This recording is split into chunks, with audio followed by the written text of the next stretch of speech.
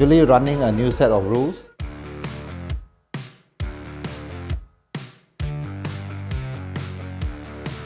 Regarding balance of performance for AP250 class, currently we are actually running a new set of rules. The bikes are nearer to stock compared to last year. So you are right, we need to have a balance of performance because we are having two new models participating in this championship.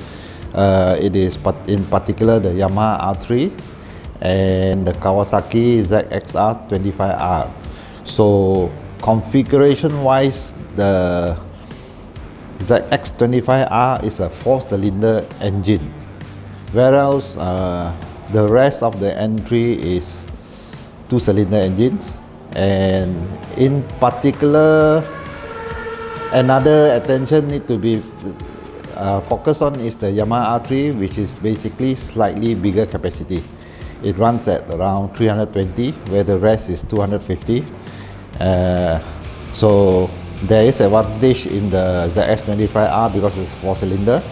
The advantage in Yamaha is because it's higher capacity. So currently the balance of performance, the one that we have put into rule is the difference in maximum RPM. For example, the Yamaha R3, we limit it at 12,500, whereas the twin cylinder bikes like the CBR 250 double R, there is also the Yamaha R25, and I think that's about all for 2-cylinder bikes. They can run slightly higher RPM, which is 13,500.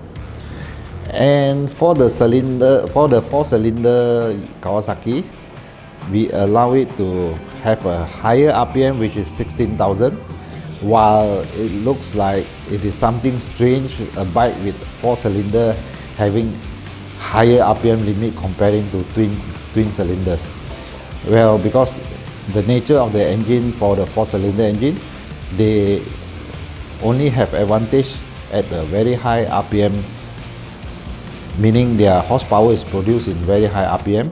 So if you limit it at 17 or 18,000, they will probably run away. So 16,000 is the cap, because the natural character of the engine, it produces their peak horsepower at very high RPM. So we have to limit it at 16. And the other thing to balance the performance is the weight. Basically, the 4-cylinder bike, it is around 20 kilogram higher than the 2-cylinder bikes. So currently we look at the result of race 1. The performance balance is pretty good, and we check the top speed of all the bike through AirRacer ECU data download. The fastest bike is all around 200. So meaning we have Yamaha R3 at 200, Kawasaki at 200, Honda CBR at 200.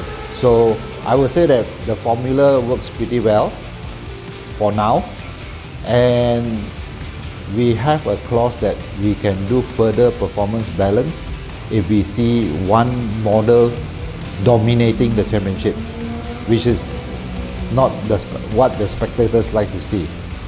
So that is the performance balance thingy going on.